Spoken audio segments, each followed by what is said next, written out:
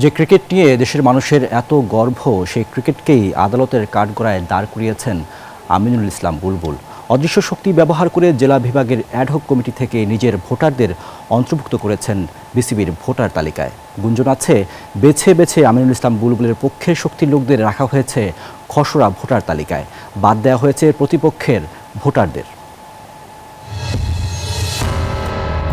দেশের মানুষের চোখ যখন এশিয়া কাপে, তখন বিসিবি আঁকড়ে ধরতে ব্যস্ত বোর্ড প্রেসিডেন্ট আমিনুল ইসলাম বুলবুল। অভিযোগ উঠেছে তার সাঙ্গপাঙ্গদের নিয়ে এমন কিছু কাজ করছেন যা বিসিবির গঠনতন্ত্র বিরোধী।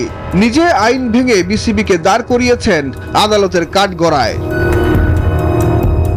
আইনি কার্যক্রম চলা অবস্থায় মঙ্গলবার তফসিল ঘোষণার আগে নির্বাচন কমিশনারের সাথে বৈঠক করে খসড়া ভোটার তালিকা প্রকাশ করে বিসিবি, যেখানে অনৈতিকভাবে বাদ দেয়া হয় বর্তমান মিডিয়া কমিটির চেয়ারম্যান ইফতেখার মিঠুকে।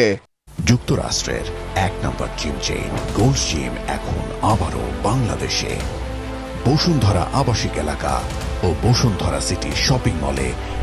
দেশটা কোথায় যাইতেছে? দুদক বলছে যে এটার ইয়েতে আছে, এই 14টার ইয়েতে ইনকোয়ারি করে নাই, কিছু করে নাই, এগুলি করে না করে এই 14টা টিম করে এখন বাদ দিয়ে দিচ্ছে। তাৎক্ষণিক হচ্ছে এটা টোটালি অন্যায়, কারণ এই 14টা টিমের যাদের আমাদের বাদ দিছে কোনো ইয়েতে রেখে ওরা আবার রেখে দিছে যে 8:30টার সময় ফর্ম জমা দিছে তারটা রেখে দিছে।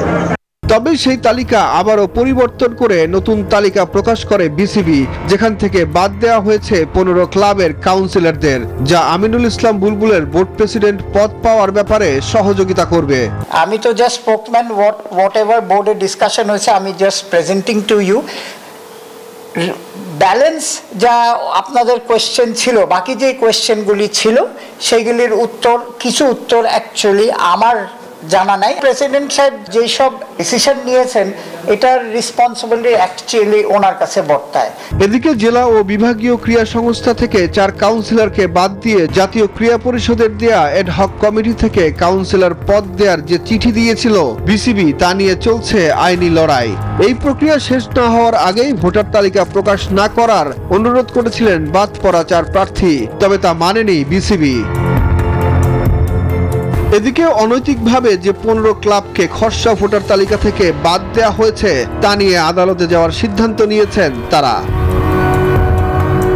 সুখন সরকার, নিউজ 24, ঢাকা।